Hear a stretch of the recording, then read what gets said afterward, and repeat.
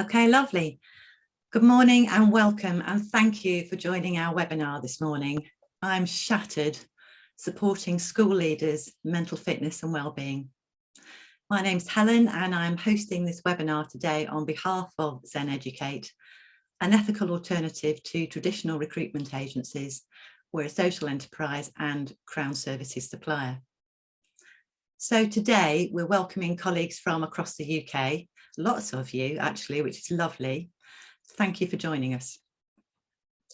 The format today will be some brief introductions to the panel, followed by a presentation from each panel member, sharing insights and knowledge from their area of expertise. We've had lots of questions sent in too, and we've distilled the key and recurring ones. So if you have a question that you think of during the webinar that you'd like to ask, please do type it in the Q&A box. We may not get through all of them, but we will do our best. And if you have a general question or comment about the session, please add that in the chat. And Zara, who you can't see this morning, but is supporting us with the tech, will manage that for you as well. So I'm going to invite our panelists to introduce themselves. We have Maria Brosnan with us this morning and Sinead Brearty. Welcome to both of you. Thank you. Thanks, Helen. Maria, would you like to introduce yourself first of all? Yeah, thank you. Good morning, everybody. My name is Maria Brosnan. I'm an educational leadership, health and wellbeing specialist. I've worked in wellbeing for over 30 years as a counsellor, as a qualified coach. I've had companies myself, and I'm also a business coach. So I've worked with a lot of big companies like Burberry, British Airways, The Body Shop. And most lately, I've been working in schools. And the main reason for that is because I have a younger brother who had a massive heart attack a few years ago. He's a teacher, and it's kind of really focused my mind on the needs of health and wellbeing in schools. So that's what I'm focused on now. Right, thank you. And you're very welcome, Maria. Thank you for joining us today. Thank you, Helen. Sinead, would you like to introduce yourself for everybody? Indeed. So as Helen said, I'm Sinead Brearty. I run an education charity called Education Support, and we've been around for 144 years and exist to support the mental health and well-being of everyone working in education across all settings. Personally, I started my career in London at one of the big accounting firms, and by the end of my 20s decided to move to the not-for-profit sector. And in that time, I've been involved in the welfare to work sector. I've done numerous consulting projects and gradually found myself in the education sector, first as a lecturer at Imperial College in London, and then arriving here at Education Support. So delighted to be here and doing that. And I've been a trustee of lots of different charities, and I'm currently a school governor in South London at a primary school. Brilliant. That's lovely to hear too. Thank you so much for joining us today, Sinead. You're really welcome. So January is a really tough month. It's dark, it's cold, and if like me, you live in the Northwest, it's often very rainy. There's not much daylight, and if you work long days, you go to and return from work in the dark. And traditionally, we know that it's a really tough month for a lot of people, particularly for teachers. So Maria, I want to start by asking you to tell us about your work and research and all about how stress impacts on our health and what your research is showing and how we can work ourselves towards improved well-being.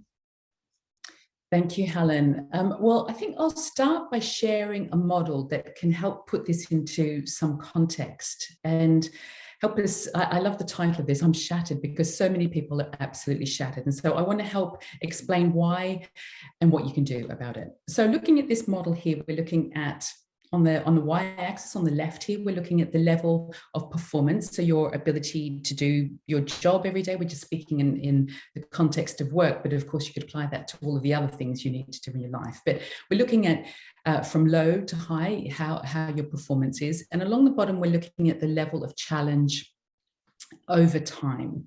So if we look at this kind of red line, the kind of curve there, that could represent any amount of time. But just for the purposes of this discussion, let's just talk about an academic half term.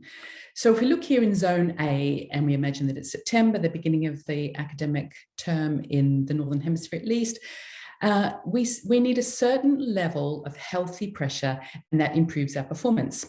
So you can see our performance is just kind of starting to come up. We haven't hit our stride yet, but as teachers or leaders or TAs in school, we need a certain level of pressure, and that improves our performance, and it's inspiring and it's helpful.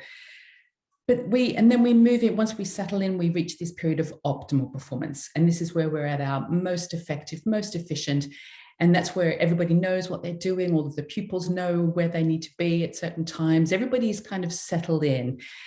And this is a time where we feel on top of things. You know, if we're like athletes or musicians would say we're in the zone or we're in flow. And I'm sure you can all relate to that, a time where you feel you're on top of things, life's feeling pretty good, you're able to handle all of the things that you need to handle.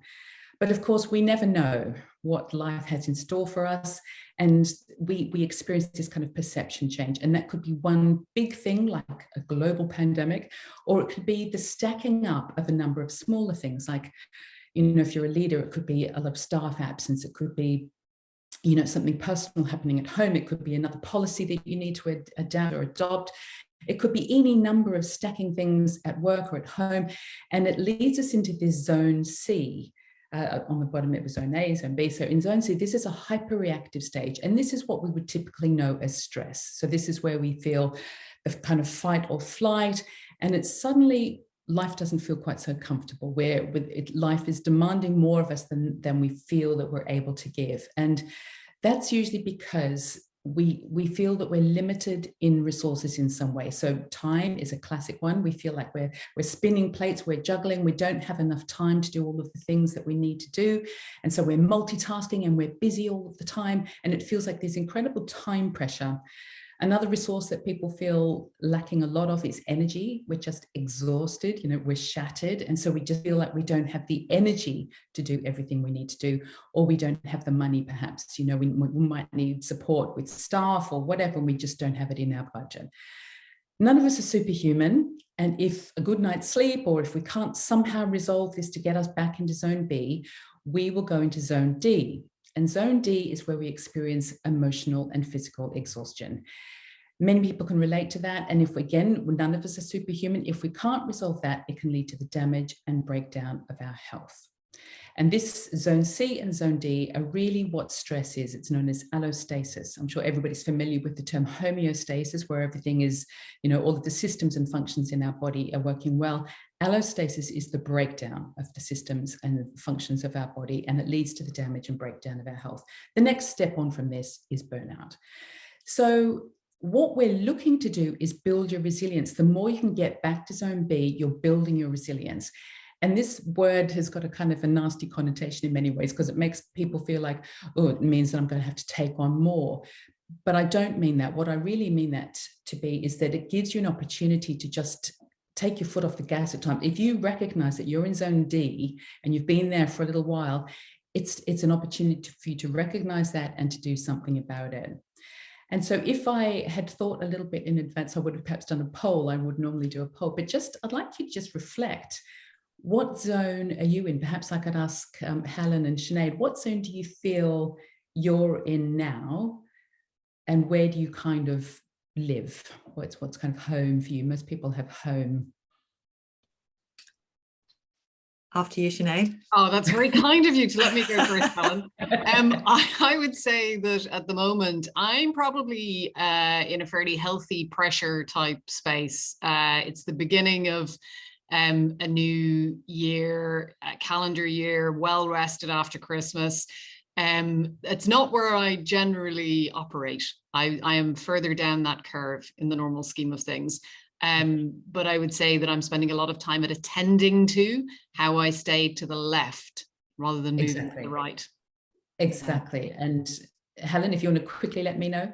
I'd say between healthy pressure and optimal performance at the moment, actually. But I have to say I haven't always been there. Exactly. And I think that the main point of this is to recognize where you are and just have a little kind of point of reference. But also, I really want to point out on that red curve down how much it affects our performance. So the more stressed we are, the less effective we are. So if we're operating in zone D, and most times when I work with leaders, I would ask a poll, and the majority are in C and D. The vast majority are there most of the time. And that affects your ability to perform. And so experts would say that when we're in zone B, we are 3 times more effective than we are when we're in zone D. So if we put an hourly rate on that, for every hour you spend in zone B, it would take you 3 hours to do the same thing in zone D. So my first piece of advice here would be, if you find yourself working late in the evening and you're exhausted, but you've just got to get this last thing done, I would recommend that you stop and have a proper break in the evening, rest up properly, because then you'll come back and you'll be much, much more efficient and effective. And the final point I'd like to make on this slide is most staff, teachers, heads will kind of crash towards the end of the term, kind of just limp through and just get to the holidays. Absolutely. And then are often ill for the first few days, just have to spend a couple of days in bed, or they get sick. And this is why, because our bodies are they've never been designed to live with this much stress, to live in this zone C and D. So the more we can get ourselves, just keep getting back to zone B, the better it is for our health overall. So I'd really welcome some questions if anybody would like to put them in the chat, and I'll take care of them. We have just done a piece of research. This is what we're looking at here, myself and my colleague, Dr. Carla Stanton, who's a heart research specialist. So we've done this really interesting piece of work with head teachers, 12 head teachers in the local authority of Essex. And this is one of the head teachers, HB. And just looking at this slide here, before I tell you anything about it, how do you think, just take a moment and just, how do you think this person is feeling? Just in any terms that make sense for you. And I'll describe what we're actually looking at here. This is a heart rhythm. We use biofeedback technology to help people see exactly how stressed they are. So on the left-hand side, the y-axis, this is the heart rate in beats per minute. So she's got a big range in her heart rate variability. So a big difference there, which is very healthy. And along the bottom is time. So we're looking at about 5 minutes of time here. Somebody says highly reactive. Yeah, you could say that she looks quite stressed here, because the heart rhythm is extremely chaotic. And this was before the intervention, before our work together in June 21. And if we look at what happens after the intervention, Zara, if we could look at the next point. Yeah, this is after the intervention. And just looking there, you can see how, thanks Lisa, allostasis. Yeah, exactly. And so now you can see by November, she's much, much more able to self-regulate her system. And what we're looking at here is called cardiac coherence. And this is showing us the health and the flexibility of not only the heart, but also the entire autonomic nervous system.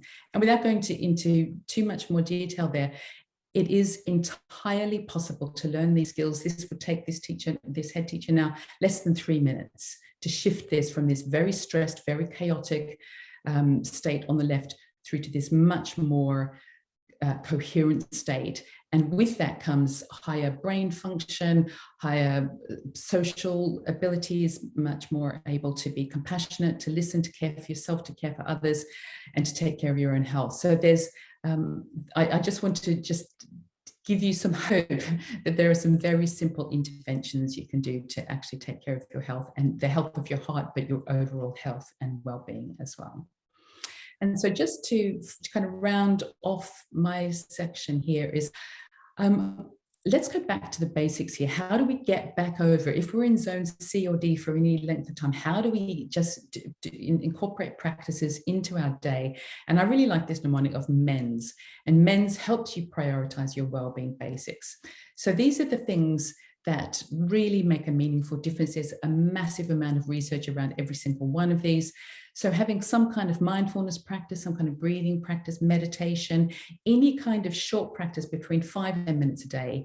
There's tons of apps available to help kind of guide you, but I would really recommend some kind of mindfulness practice. Exercise, of course, please do something that you enjoy. Don't kind of drag yourself to the gym and hate every minute of it. Do something that you enjoy.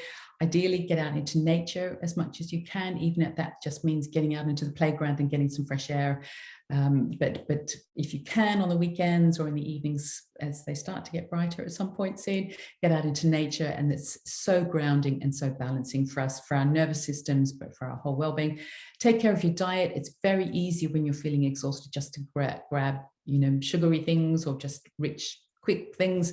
So take care of your diet, especially this time of year where it's cold and damp. Lots of rich kind of soups and stews and things that are really nourishing. So take care of your diet and please prioritize sleep. It's the one thing that will make the most difference. I forgot to mention in my introduction, I've written a book called The Pursuit of Sleep for Teachers and Leaders. Making sure you get a good 7, 8, 9 hours of sleep every night will make the world of difference to your health and well-being. Thank you.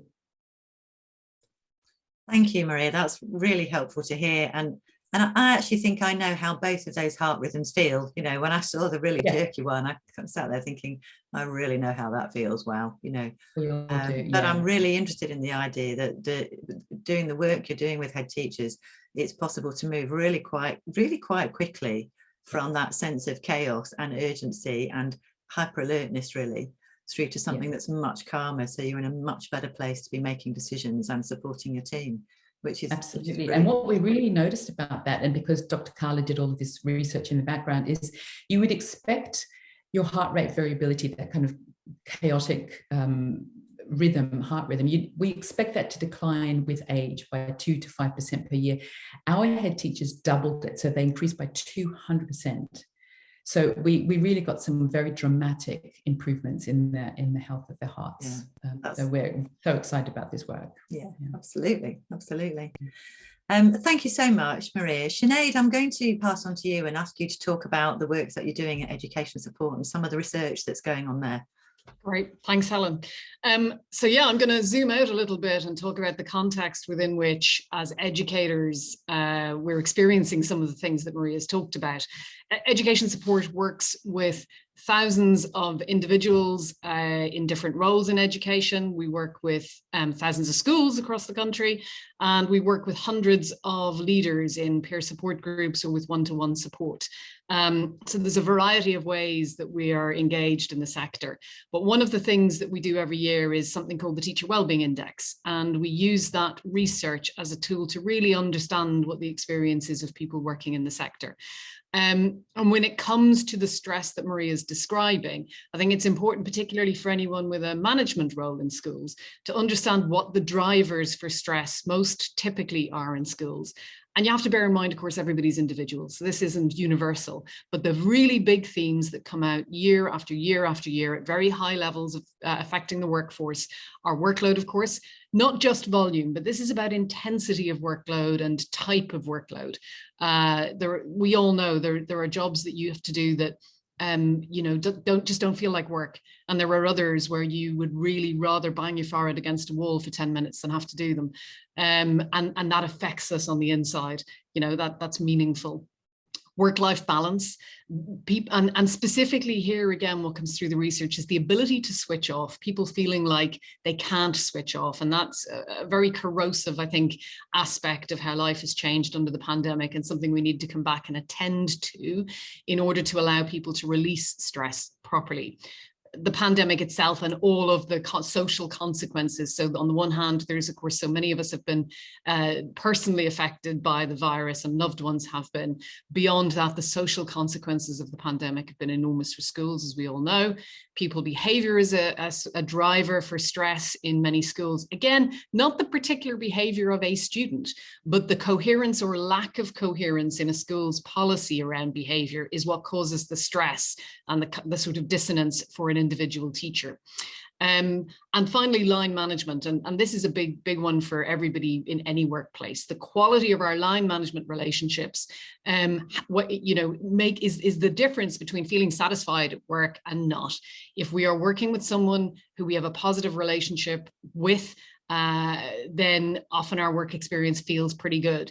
If we're being managed by someone and there is really no connection, and worse, there might be unpleasantness in that relationship, that is probably the most corrosive of all of these in the drivers for individual well-being or lack thereof in a school environment. I also want to just draw your attention to the fact that all of these factors and many more are happening at different levels in the system. And I think one of the reasons this can be useful to understand is sometimes we think we need to solve everything at the level of the individual. You know, it's for you personally to do X, Y, and Z differently, Or sometimes people can think it's the school's fault. You know, the school is doing this, that, and the other to me. When actually the school is sitting inside a wider system, and that wider education system is also important. So I think having a systemic perspective on this and understanding that some of the things that affect us are driven by that wider system. They might be driven by the accountability framework, for example. They might be driven by structural changes in the sector. And it's not the fault of the school. It's not the fault of the school leader. It's not the fault of your line manager. This is stuff that's outside the control of people working in schools. Sometimes it can be helpful to distinguish that and understand that it's not personal to you. So we have factors that happen in that sense at the policy level. There's also specific workplace stuff. I'm in and out of schools all the time, and you can smell at the school gate what kind of school it is. You can tell, and that matters. Schools are a real variable. So if you're working in an environment, particularly if you are in and out of different schools, it really pays to attend to what that school's like, and you'll know that better than anyone. But there'll be some places where the culture is genuinely respectful and interested and collegiate, and there'll be other places where it's far more transactional, top down, or you really, nobody wants you to think. They just want you to get on and do the thing they asked you to do, and ideally to do 15 of those things within the next 10 minutes. And so culture is really specific and is different in different school environments. We lose a lot of teachers in the sector who think they don't like teaching, when in practice, actually, they don't like the school they were in, and it wasn't a good workplace environment for them. So remembering that there are variables here is important. And then the most important level of all of this is the individual. I can be working in a good or a bad environment, and I can handle that differently depending on my own health, my own predisposition, my own patterns, my own ability to process and release stress. All of these factors will be important. And that's not to say I'm responsible for it, but it's much more to stand back and say these factors interact. And if you're really going to try and look at well-being, it helps to try and look at it at the different levels so that we don't incorrectly attribute issues to the wrong place, because then you never get to make any progress with them. The next slide sums up this incredibly profound theory of well-being that I'm developing. It's not complete yet. I need to add another element to this diagram, but as you can see, I'm a deep thinker when I come up with stuff this complex. I think this is helpful for me when I think about well-being for myself, but it's also helpful for me as a leader when I think about well-being in the environment that I'm responsible for. And I think there are two big things that I can do in my employer role. One of them is to reduce the stressors, the causes of stress for people. What can I do to just chip away and drive those down so they're less of an issue? In the education sector, we've got good visibility of what the stressors are. So how can we begin to dismantle them? And the other thing I can do is build the protective resilience, or support people to build their own protective resilience, to do the good stuff that keeps them well, keeps them in contact with their sense of purpose, keeps them healthy. And again, for me personally, when I let this go, when I don't attend to taking exercise, when I don't make space to express some kind of creativity, my world very quickly becomes small. If I don't sing, if I don't read, I get down very quickly. My lens just narrows in, it all becomes work, and it's not a great place to be. So I need to make an active choice to do the things that are really good for me. I think the bit that's missing from my theory that I need to build in is about also releasing the actual accumulated stress. And that's, reflecting what Maria said. We can't overestimate the value of physical movement in helping the body to process and let go of stress. But if you can't bear exercise, there's other things you can do. The breathing stuff is great. Do you know, hugs are profoundly beneficial in terms of letting your body know you're safe. So, if you can do nothing else, have some hugs and get some belly laughs in. And this is, stuff that can really make a difference. As people working in schools, there are some good habits that the evidence base tells us will make a difference to your well-being. Staying connected to the sense of purpose, that is the single most important thing for anyone in any role. And our educators have it in spades. The vast majority of people working in this sector know exactly why they're there, and they're still connected with it after all the difficulty, and at the end of COVID, they're still in touch with that. So reminding yourself why you do this. And as a colleague of mine said to me the other day, lovely phrase, falling back in love with the job. You know, there is heart and soul, and it's good for you in every which way. So making the time to attend to that, knowing that you can make a difference, self-efficacy. So ask for the feedback, find the ways to track the difference you can make yourself, build in space for reflecting. There isn't enough time and space in work at the moment, and this is a huge theme. We talk about reflection, but we don't really have the time and space to do it. So genuinely carving out space to be able to just stop and to let, you know, not to do it like right now I'm going to reflect, and actually I've got 15 minutes to reflect, so I'm going to reflect really, really quickly. Funnily enough, doesn't work terribly well. So it's really allowing the space for some emergent thoughts and feelings and ideas about work to emerge. Supporting collegiate relationships, having good professional development that's not technical, but that speaks to the core of what motivates our educators, which is about learning and human development. And avoid presenteeism. I'm on the phone again today to a colleague who has COVID, who's trying to work from home. Please don't work from home. Please recover from COVID and come back really well. That's how I want my staff team to show up. And some of the worst presenteeism we see in this economy is in our schools, because people feel guilty about being sick and they don't want to take time off. You know, my sister's a teacher. She's just done it. She's been off with COVID, really quite ill, but she's still planning lessons for next month. Stop, just rest, recover, get well, and then come back. So I think those are the kind of, again, what we see in the research in terms of good habits. Those are the ones, if you do those, I think there's a lot of value. It kind of shortcuts to some of the really good stuff that's positive for you. And I think just the last slide has our helpline number. And this is available, this at the other end of this line are qualified counsellors. Anyone working in any role in education can use that phone number and access free, high quality, in the moment counselling. Whether you are in a state of crisis, pick up that phone, that's what we do. But if you're not in a state of crisis, but there's something going on that feels a bit difficult and you don't feel you can talk to anyone else about it, we're here. This is what we do. And we're here for you and all of you. Thanks a million.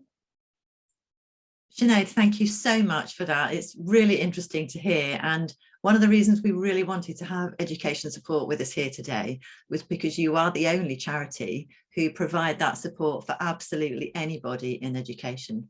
And I think, I would implore people on this call today, if you haven't got this phone number and this offer up on your school walls, on the toilet doors, or wherever else you put things that you really want people to know about, please make sure that people have this message. One of the things we often hear about is that people don't know who to talk with, and the option of high quality support, which is there for everybody, is really wonderful, really wonderful. So we've heard about head teacher heart health. We've heard about that process that we all go through and how we get stressed. We've heard about attribution factors, which I thought was especially useful to kind of actually do that bit of reflection where you say, is this what's happening for me? And is it policy, or is it the work? Where am I? Where am I with this? And we've talked about some practices that can genuinely help us. So we've got some questions that have come in for you both, and I'm going to start by going back to Maria. So when you're working with different clients, we've got a question about, do you find the same wellbeing issues occur in large multinationals and schools? And actually, what inspired you to make that transition from multiple businesses to wanting to work in the education sector? So Maria, I'm going to pass back to you for a bit. Yeah, thank you. I think the issues on a personal level, I really loved Sinead's breaking down of where the responsibilities lie. So I think on an individual level, of course, it's exactly the same, because we all have exactly the same nervous systems and we respond to stress in a very predictable way.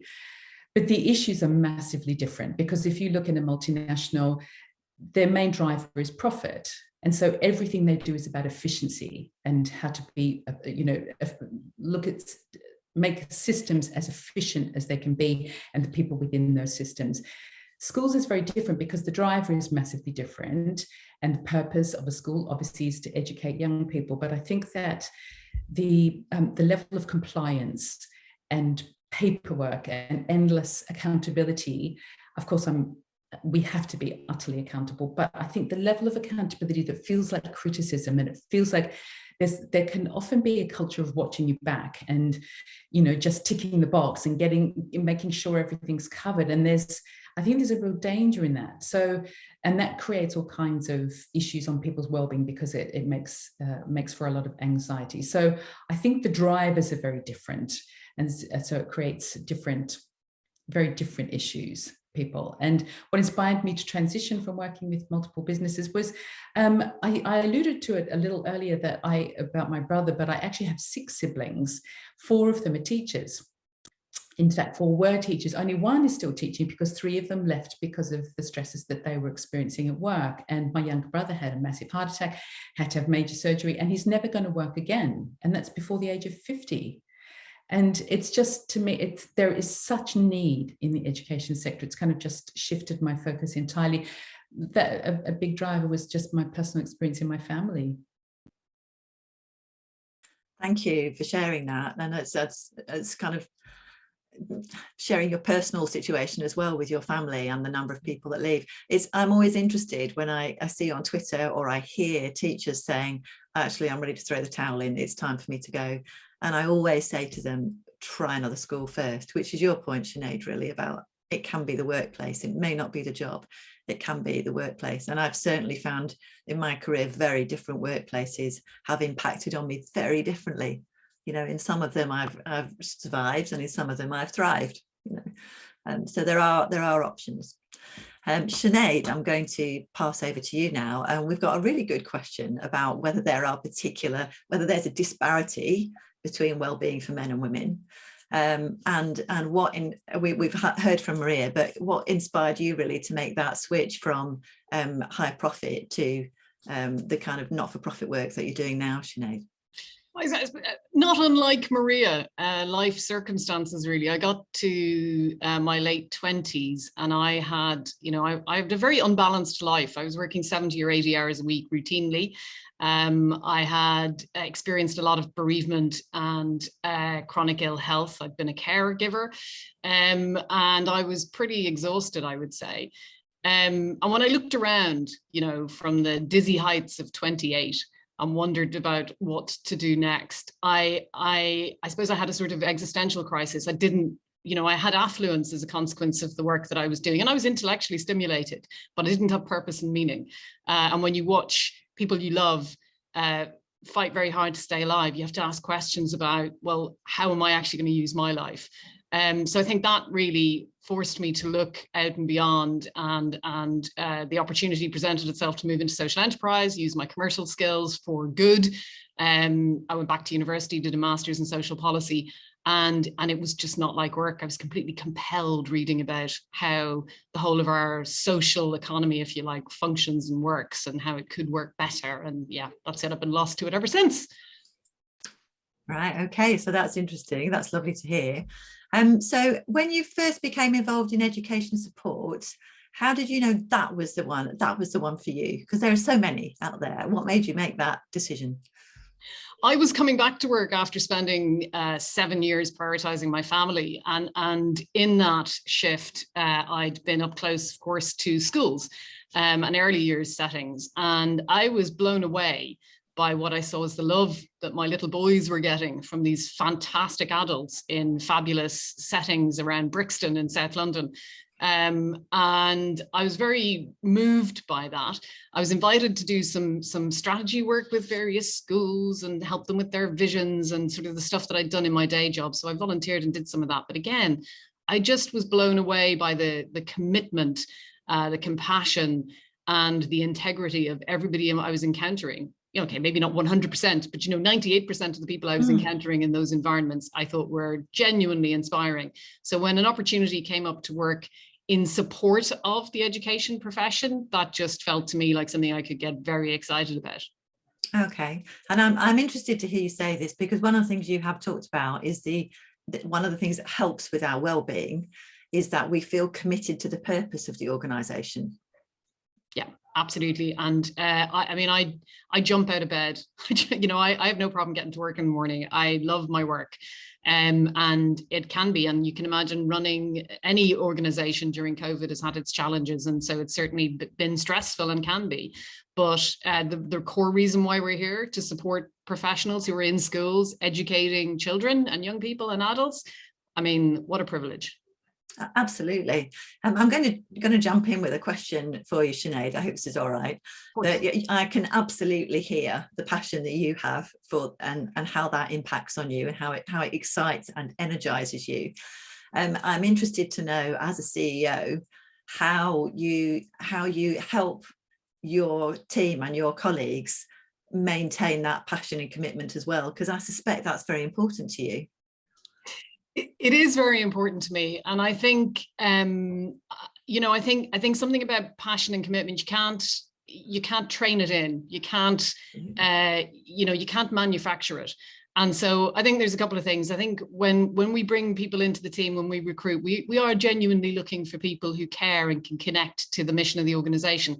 They don't have to, you know, want to sell their soul for it in the way that others do. We have some people who work here, and there are times when you have to drag them away, you know, their claws still on the computer, and say, just please stop now. But their commitment, you know, is so deep within them. And that's not true for everybody. We have people who come here and just do a good day's work, but they do have a connection to the mission. So I think it's about pulling the right team together in the first place. And then for us, what we try and do, and again, tough during these times, but is to reflect on the work. You know, if we get a story back from somebody we've helped, and we do get case studies of people who've used the services or been impacted in some way, and we hear their story and we know that it's made a difference to their life, we all get very excited, and it absolutely brings us right back square and centered on why we do what we do. And it is because we are intentionally, I suppose, connecting with purpose. Brilliant. That's great to hear. Thank you. I'm going to jump us on now to the next questions. I apologize. I realized I was looking at the wrong slide earlier, but we do have a question now about whether there is a difference between men and women. I think we've answered the second question there, but I'm going to start with Maria. You know, do you notice a difference between men and women? Maria's nodding. Yes. Well, interesting, in this piece of research we did on heart health, working with head teachers, we had, I think it was 5 males and 7 women in the group. And I was offering one-to-one coaching and support with them, or a small group. And all of the men opted for one-to-one, and all of the women, apart from one, opted for being in a group. And I found that absolutely intriguing. And once I got to know the men that we were working with, they were incredibly cautious about showing how much they were struggling. One of them said, I'll never forget, he said, nobody knows my inner turmoil. Nobody knows what's going on. And he was willing to open up and talk to me as a trusted kind of professional. But there was nobody else that he felt that he could talk to, because he wasn't in crisis. He just felt that he didn't know what to do at times, but didn't feel that it was safe to expose that in a group setting, for example. So I think there are huge differences, but I think looking back kind of anthropologically, if we look historically at our cavemen and women ancestors, growing up in this or living in this kind of tribal lifestyle, if there was a threat in the village, the men would be the ones that would deal with the threat. So they would go and take care of a predator or whatever, whereas the women typically, historically, would have a stress response called tend and befriend. And so because they would often be pregnant or nursing or taking care of small children, their instincts would be to protect them and to band together and to keep that vitally important part of the village safe. And so I think we still have that tendency, and it's not even so much men and women, but we certainly have a masculine and feminine side within us all. But women tend to have this tend and befriend, that we want to be cooperative and collegiate, whereas men have more of they need to withdraw a bit more to manage their stressors. So I've personally noticed quite a big distinction between them. Not always, but I find it extremely interesting to see the difference. Okay, thank you for sharing that. I'm wondering, Sinead, whether you see a difference in the calls that come through to education support. I think the calls are fairly well aligned with the demographics of the sector, which of course the sector is fairly heavily feminized. But I think there's a question in how well-being is experienced, probably that might chime a bit with what Maria was saying. I think what I've certainly come across in the research is that we know everybody experiences stress. There is a high degree of socialization, and gender roles and gender norms are fairly well established. I think emotional exhaustion seems to be feminized. There is a degree to which the evidence would suggest that emotional exhaustion is more heavily experienced by women. That's not to say that men don't experience it, not at all. And we absolutely know that men do. But I think there is something about emotional exhaustion that speaks to those gender roles and expectations and the caregiving and so on that typically is, or historically, is considered the realm of women, for right or for wrong. So when it comes to well-being, I think that emotional exhaustion is particularly interesting, and an area that I'm quite interested in doing more research on. Oh, right. Well, that's interesting to hear about. And we'd be very interested to hear about the research when you start that, Sinead. I think that would be very good to hear more about. Okay, good. Okay, so we're getting one or two live questions coming in, which we will come to. So thank you for people who are sending those in. We've also got some more questions which came in before the webinar today. So we've got one about unprecedented rises in mental health concerns, and where do we start to help our staff? Maria, can I give you that one to start with? Yeah, and I'd like to kind of open up this question a little bit, because I always get a bit concerned where I hear people just talk about mental health as if it's a separate department somehow in us. I always talk about the 4 domains of our well-being. So our mental, emotional, physical, and spiritual health. And by spiritual, I don't mean religious, although it can be for some people, but it's kind of talking more to what Sinead has mentioned a lot today, is about our purpose and our sense of purpose and meaning in our life. So in each of those 4 domains, they're completely interdependent. So we can't just look at mental health without looking what's happening physically, emotionally, and spiritually. How do we really support our staff? By destigmatizing mental health, because mentally it just means what's happening in our thoughts and in our minds. And so just by destigmatizing that, by trying to balance out those other 4 domains, by going back to the very start of my presentation where I talked about men's, how do we just put in place those really meaningful, important things, the foundations of our health and well-being. And as Sinead was saying earlier, doing the things that bring us joy in our life. These are not tokenistic. They're not just some optional extra when we have a bit of time or energy. They are fundamental to our well-being. And if we can sing or play a sport or do whatever it is, make music, whatever it is that brings us joy in our life, it is a meaningful improvement to all of our health. So I would just open up that question around mental health concerns and look at a broader, more holistic view of health. Okay, thank you. And I'm aware of the process that Sinead has already shared about the importance of physical exercise and the importance of a connection at work and a sense of purpose and these things. So is there a process that either of you could suggest to actually encourage those things amongst your staff team? I think certainly in our experience, and we work with hundreds of schools, there isn't a sort of recipe, that works for every school. There is a set of good practices that leaders need to engage with and think about what works for the group of people we have in the context that we're in. You'll hear disparaging remarks about well-being isn't about having, a bowl of fruit in the staff room. And I have a lot of sympathy for that view. But there are people who will say, I love having a bowl of fruit in the staff room. I feel really appreciated when the bowl of fruit appears in the staff room.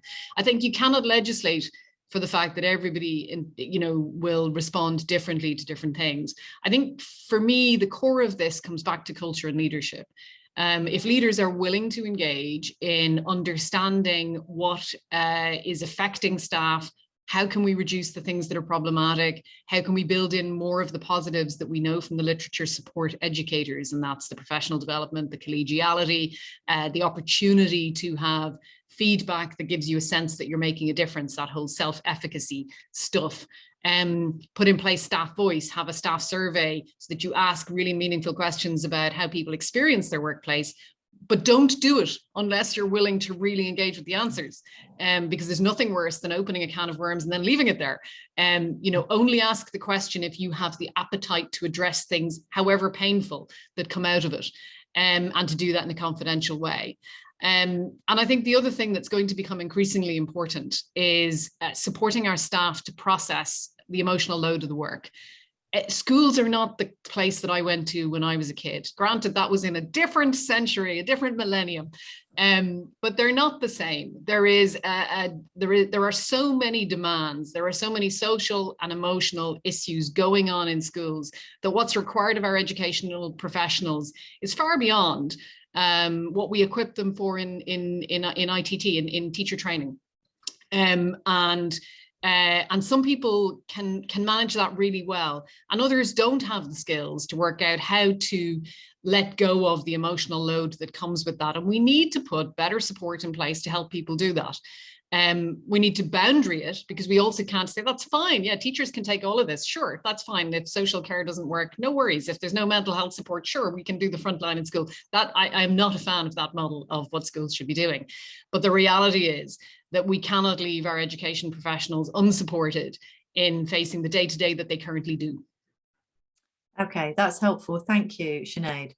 I've got a couple of questions now that have come in on the Q&A, and you just made a nice segue there for me around teacher training. So I've got two in particular that I'd really like us to address. So one is somebody saying, I work in teacher training. I'm going to have to read it down here. Please excuse me while I look away. I work in teacher training. We recommend education support to all our trainees. Thank you, Sinead, it says. But I have a question about guilt. How do we help trainees and young teachers, especially, mitigate for this? They are resilient, but many will reach burnout because they feel that they just have to keep going. Any usable strategies, ideas? How can we advise them? That's a really tough one, Sinead. I'm going to bat it your way, actually. Yeah. Delighted to take that one. I think this is a mindset issue, no more, no less. And I think that we have a belief system around what it means to be a good teaching professional that is not helpful. And that's where the mindset shift is needed. We need to recalibrate what we think a good education professional looks like, how they act, what they do. And to the core of that, we need to teach our early career teachers how looking after yourself, looking after your colleagues, engaging in staying well actively is an act of professional integrity. It is not some sort of self-indulgent thing to feel bad about. You know, goodness knows there are enough things in the world for us to feel guilty about. Staying well as a professional who excels in relationships with children and young people, this is not something to feel guilty about. So for me, it's about mindset. And we have to get in front of every single one of these trainees, and we have to help them understand and see the world differently. We need to make that change in their hearts. When we win hearts and minds on that, we'll be in a different place. But until we do that, I don't think much will change. Okay, thank you, Sinead. Helen, can I jump Maria, in yes, guilt as well? Because I hear it all the time as well, and it is completely a mindset thing, and it's so unhelpful, and it has such a corrosive effect across all domains of our well-being. And if you think, guilt is a useful emotion when we've really done something wrong, like if we've harmed somebody in some way, guilt can actually help us recognize that and apologize. But if we feel guilty about not doing enough, or these kind of nebulous ideas that we should somehow be better, you know, it just doesn't help us at all. And we really need to recognize that as an individual and deal with that, because it has, I love the word corrosive that Sinead mentioned earlier. It's corrosive and very well worth recognizing and dealing with in yourself. It's not helping in any way. Please stop. Absolutely. Sinead. Helen, just reflecting as Maria is saying there, I think the other thing to help our trainee teachers understand is that they are, not all of them, because we also have mature trainee teachers, but the majority of our trainee teachers are youthful. And it's, you know, gosh, I remember this from my days of workaholism. It's very hard in your early 20s to know what life's going to be like when you're hitting 50. And I think it's really important that we share data as well. You know, the World Health Organization last year published in July, I think 2021, basically published to say that working long hours is a significant risk to health. We are almost 20% more likely to have a stroke. We have a massively increased risk of heart disease and of fatal cardiac conditions. So this is the WHO looking at this and saying that working more than 55 hours a week is a threat to your health. I think there's also that bit of education and helping our young people understand how the body works, you know, the sorts of things Maria's talking about, that you can't, if you get heart damage, you can't fix it. It's not reparable. You know, you'll be where you are. So there's a bit about just making sure we equip people with that understanding to look after themselves. Absolutely, thank you. And I'm going to jump in as well and suggest that people, if they haven't come across Brené Brown's work on shame, actually have a look into some of that as well, and actually start to understand a narrative around how shame works and what our options are for stepping away from that. Because, you know, guilt and shame are quite different. Maria's right, you know, guilt is very useful when you've done something wrong and you need to apologize, articulate it and make amends. Shame is a whole different bunch of stuff. And I'm going to suggest that perhaps in the teacher training leader who's contacted us, that might be something very useful for your students. We've got one more question before we need to move into our final few minutes. And this is from somebody who's messaged in and said, I'm a head teacher currently off with sick with stress, and I can't see a way of returning to work. I'm looking after myself. I'm really glad to hear that. I'm eating well, I'm exercising and starting counselling, and really well done for doing those things. But counselling next week, but I feel I'm ready to just walk away from my career. What else do you suggest I can do? Sorry, Sinead, go ahead. Do you want, so I think first of all, thanks for sharing where you are. And I think if I relate to stages in my career in the past where I've not been in great shape, just articulating this, just typing that message is a really important act of recognizing where you are and taking yourself seriously, actually. So I really appreciate it. My instinct is that you're a long way off being well. And if it feels like, and I don't mean that in a you're not well, but the point where we still feel that the idea of going back to work is just too much, it's overwhelming, means we're not yet there. I think that's what I'm trying to say. And continuing to take time to recover. Recovery is not linear and it's not fast. And if you're recovering from a position of burnout, it really genuinely does take quite a bit of time. The worst thing to do is to go back too soon, because you haven't got the stress and the situation that's there out of your system. You haven't recovered from the exhaustion. It's very easy to tip back into it quickly. So I suspect the challenge for you is going to be in taking enough time, the time that it genuinely takes. And it may be that you never want to go back, and that's a really legitimate choice to make. But it may also be that you get to a place where you can imagine going back differently. What's true is you won't be able to go back and work the way that you worked that got you to where you are.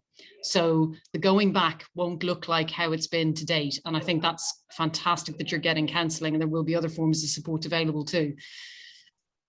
Thank you, Sinead. Maria, do you want to jump in there? Yeah, definitely. I would like to offer you a great big glimmer of hope, because I fully acknowledge everything that Sinead has said, but the work that we've done in the last 6 months with head teachers has really filled me with optimism for what we can actually do.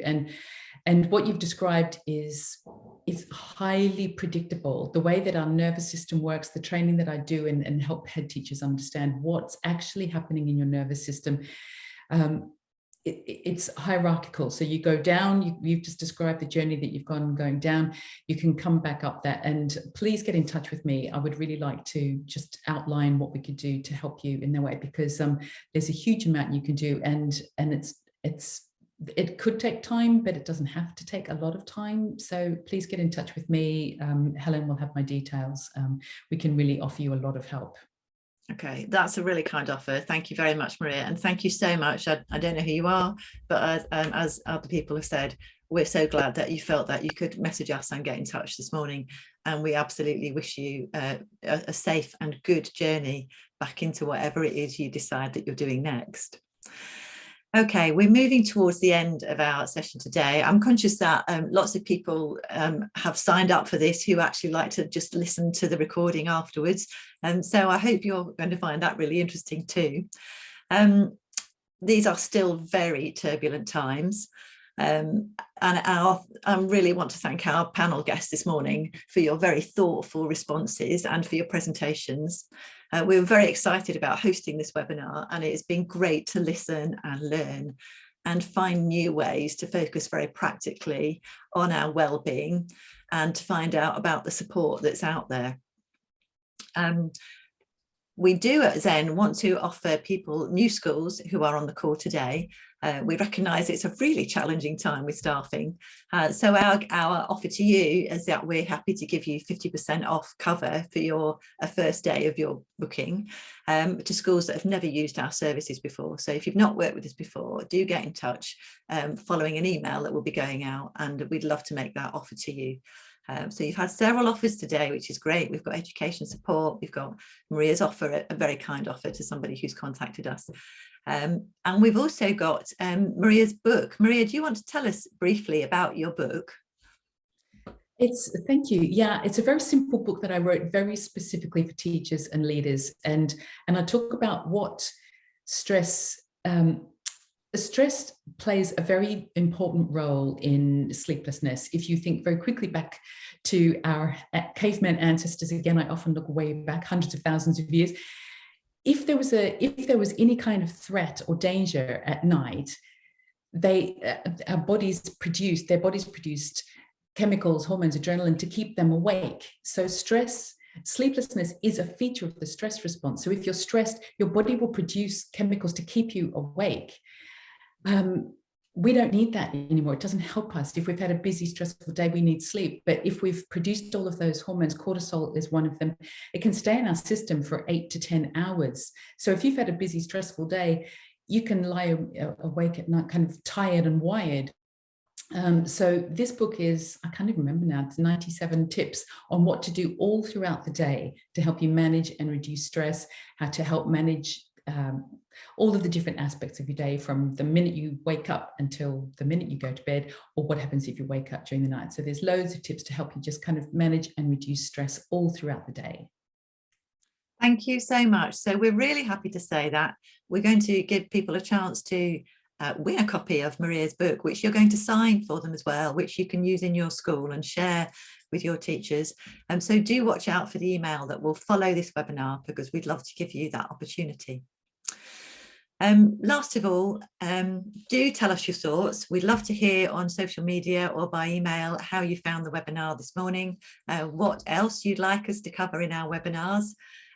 You can contact us on the channels that are there below. I'm just going to ask Maria and Sinead if you have any final thoughts or any one last thing you'd like to leave people with before we finish this morning. Maria, we'll go to you first. Sure. I'd like to just offer you some hope that we are in difficult, turbulent times, but there are glimmers of beauty and joy every single day, and I would urge you to look for them. So, you know, if the sun's shining and glints on the tree, or if somebody says something kind or does something kind, or whatever you can find, these little glimmers of beauty and joy and hope throughout the day, please look out for them and acknowledge them, because they do more for your nervous system than you could imagine. So the world is a beautiful place, and we're just having a difficult experience at the moment. And notice the glimmers of hope and be thankful for them. Yeah. Okay. And Sinead? I think mine is just move physically. If you're feeling not great, move physically. If you're feeling great, move physically. Laugh as well, always quite helpful. But moving, I think, is extraordinarily powerful.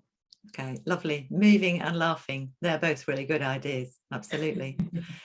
Thank you so much to our panel, Maria and Sinead. We've really enjoyed listening and talking with you today. And to everybody that's joined us on the webinar, people that are going to be listening back, thank you so much for joining in. Do let us know your thoughts, and we wish you all a very good rest of your day. Thank you so much. Goodbye. Thank you all. Thank you.